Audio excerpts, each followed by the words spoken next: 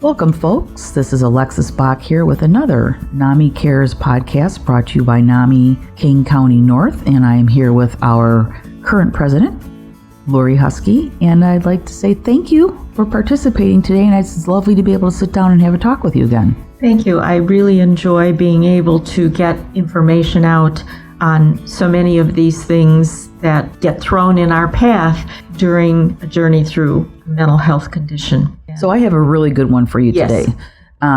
What is dual diagnosis? Dual diagnosis is also referred to as co-occurring disorders. It's a term for someone who experiences a mental illness and a substance use disorder simultaneously. Either disorder, substance abuse or mental illness, can develop first.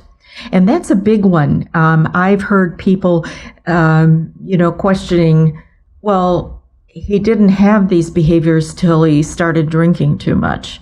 Well, yeah. So maybe the substance abuse was the trigger for the susceptibility to a mental health condition. According to the National Survey on Drug Use and Health, 9.2 million adults experience both mental illness and a substance use disorder in 2018. That's a lot. Through my education about all of these illnesses, NAMI says that about 50% of someone who's been diagnosed with bipolar disease or bipolar disorder will have a substance abuse disorder as well. I've read numbers from other resources that say as high as 85% of people. When you have an illness that is just taking your life completely out of control, you want a quick fix. And any of us who've gone through this journey with someone who has a mental illness understand nothing is a quick fix. In fact, whenever I teach a class, I tell people there is no magic wand. This is hard work. It's going to take a long time because medications react differently in people. Therapies react differently. The person may come and go with their acceptance of the illness, especially in the beginning. It's very hard to accept that you have a mental illness. And so they reach for a quick fix, which is often drugs or alcohol. And of course, we know it worsens all of the symptoms and behaviors. So what I hear you saying, Lori, is that oftentimes you may have an individual and they could have a diagnosis of something like borderline personality, but they're also abusing substances, whether it's drugs or alcohol, or usually both is what I've heard out Correct. there. This is the type of person that would be diagnosed as dual diagnosis. Right. And it's very, very difficult to treat.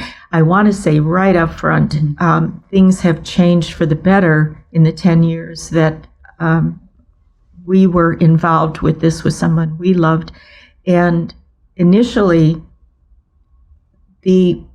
I should point out that the professional fields of mental health and substance use recovery have different cultures of how they help someone. So finding integrated care was very different. What does that mean? Well, initially, the person that I knew that was dealing with a dual diagnosis, if he was being treated for his mental illnesses, they would not address the substance abuse issue at all. They dealt only with the mental health issues. If he was in rehab for the substance abuse, they did not want to allow any of his medications in the facility. Okay. So even if someone was there for 2 weeks, they come out and they're kind of fresh in some ways, but they're still dealing with this other diagnosis that nobody will address. And then we're back to the chicken and the egg. Absolutely. Which one is? Absolutely.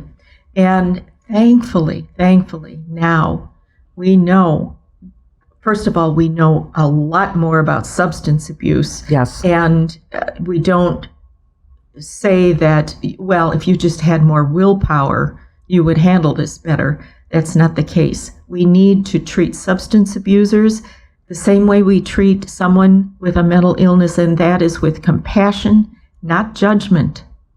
We know that family support is what helps people heal. Mm-hmm. So thankfully, there are more and more facilities now that do address both of the issues at the same time. And people are able to learn ways to regulate their lives better. Mm-hmm.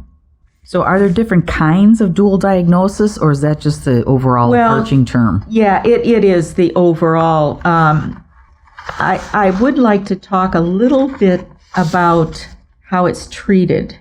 This is important, and that's why we need integrated intervention. That was my next question. Yeah, you beat me to it. Okay. Well, first of all, they have to detox. Someone I know went into one of these facilities, and a family member said, well, they're taking everything away from him, including the one thing that eases his anxiety. How's he going to deal with this without that?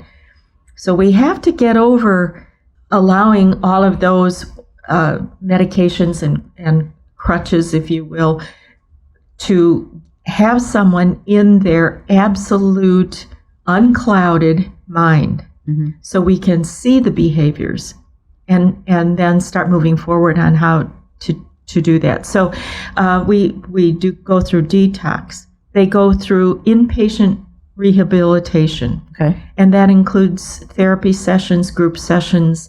Those are all really, really important. After someone comes out of treatment, we try and find supportive housing, because oftentimes someone with a mental illness is unable to work because of the diagnoses mm-hmm. of one or the other. Mm-hmm. Where are they going to live?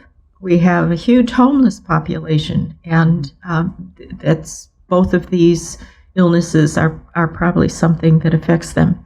And then, of course, psychotherapy mm-hmm. on how to cope with what your life is now and how to change it mm-hmm. in a better way.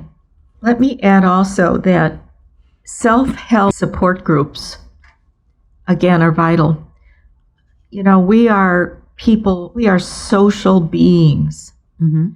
And we can all name somebody who isolates. Well, we know isolation is never good. No, it's not. So whether someone chooses a program like AA, a 12-step program, mm-hmm.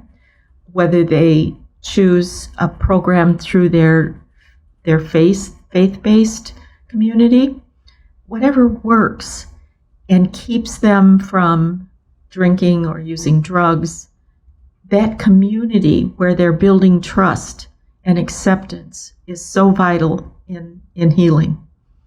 So we always encourage people and try and give resources out to find so that they can find that support, a peer support. That's the important thing, a peer support group. Doesn't NAMI offer support groups that are free for Oh, peers? Absolutely. Our local affiliate does not have anyone trained to run a connection group. It's NAMI Connection, and that is a peer support group. Okay. I'm always looking for a community member who would be willing to take that training and take on a monthly or bi-monthly support group. We do offer at the Ecker Center, NAMI has a drop-in center, and there is a peer support group there. We have one leader who does Tuesdays, another one who does Fridays, and it is peer-led. It is not a NAMI program, but it's very welcome, and especially this time of year where the weather is changing, mm-hmm. People's circumstances for travel and getting around, and with holidays that are coming up, it's very, very important to have peer support. Where can your average person go to connect with NAMI? They can go to www.nami.org and then find an affiliate in your state. Illinois has 23 affiliates, and most of them are up in this northern mm-hmm. Illinois area. So if the Elgin affiliate doesn't offer a certain program, there might be one in St. Charles, or there might be one in DuPage County. If you're not if you're willing to travel a bit, there's probably something somewhere, Barrington or somewhere, that can accommodate your schedule as well. Thank you, Lori, for taking your time to answer some more questions about mental health conditions. And just as a reminder, we are not doctors. We don't play one on TV. So all of our information we are getting directly from the NAMI.org resources, which are official resources. As well as the National Institute on Mental Health. Any reputable, and we can give you those lists. If you come to our website, we can give you those lists because education is your best tool. I agree.